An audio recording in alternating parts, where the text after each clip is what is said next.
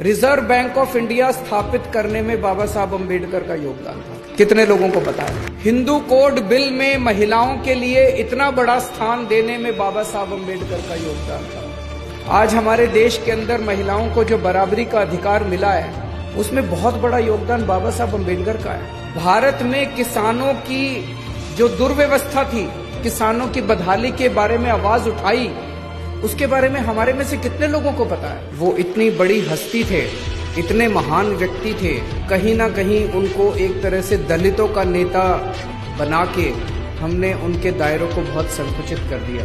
उन्होंने अपने जीवन में दलितों की तो आवाज उठाई ही उठाई। वो खुद उस समाज से आते थे, उन्होंने खुद अपने जिंदगी में बहुत संघर्ष किया, लेकिन उन्होंने समाज के हर उस वर्ग की आवाज उठाई जो समाज का वर्ग दबा हुआ था, कुचला हुआ था और जो अन्याय झेल रहा था। उनके जीवन से सबसे बड़ा मैसेज ये है, एक गरीब परिवार में पैदा हुए, गांव में पैदा हुए, वहां पे उन्होंने बचपन में जिस तरह से छुआछूत झेला और जो गरीबी झेली, उस जगह से निकल के, और ऐसे समय में जबकि पढ़ना लिखना कितना मुश्किल होता था, उस समाज के लोगों को स्कूल में जाना कितना मुश्किल होता था। अच्छे अच्छे घरों के, अमीर घरों के बच्चे भी उतना नहीं पढ़ पाते थे। ऐसे में बाबा साहब अम्बेडकर ने इतने गरीब परिवार से निकल के और डबल डॉक्टरेट की डिग्री ली, कोलंबिया यूनिवर्सिटी से पीएचडी की और लंदन स्कूल ऑफ इकोनॉमिक्स से पीएचडी की। मैं समझता हूं आज की डेट में भी 2019 में कोलंबिया यूनिवर्सिटी से और लंदन स्कूल ऑफ इकोनॉमिक्स से, दोनों से डिग्री लेना, डॉक्टरेट की, पीएचडी की, हर व्यक्ति के बस की बात नहीं है। रिजर्व बैंक ऑफ इंडिया स्थापित करने में बाबा साहब अम्बेडकर का योगदान था। कितने लोगों को पता है?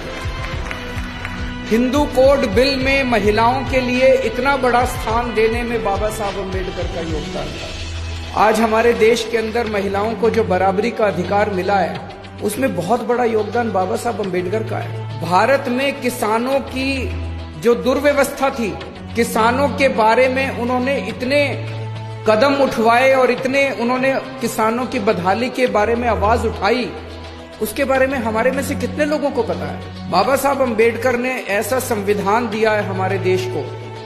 आप सोच के देखिए, 1947 में जब देश आजाद हुआ था, पूरे देश के ऊपर छोटे छोटे इतने राजा महाराजा थे। सरदार पटेल ने देश के अंदर घूम घूम के सारे देश को इकट्ठा किया, एक भारत बना। पूरी दुनिया को उस टाइम ये लग रहा था कि भारत ज्यादा दिन चलने वाला नहीं है। इतनी विविधताएं थी, इतने धर्म थे, इतनी जातियां थी, इतनी संस्कृतियां थी, और उस सारे देश को सरदार पटेल जहां एक और इकट्ठा कर रहे थे, बाबा साहब अम्बेडकर ने ऐसी किताब लिखी, ऐसा संविधान दिया। पूरी दुनिया को लग रहा था कि थोड़े दिन के बाद भारत के टुकड़े टुकड़े हो जाएंगे, भारत अलग अलग हो जाएगा, सारे लड़ मरेंगे। लेकिन बाबा साहब अम्बेडकर, आज 70 साल के बाद भारत अलग होने की बजाय धीरे धीरे भारत एक होता गया है। हम सारे लोग एक होते गए हैं, भारत इकट्ठा होता गया है। और ये इस किताब की वजह से है, जो संविधान बाबा साहब अम्बेडकर ने इतना खूबसूरत संविधान लिखा, जिसमें सबकी एकता की बात है, सबकी आजादी की बात है, बोलने के अधिकार की बात है, सबकी बराबरी की बात है, जीने के अधिकार की बात है।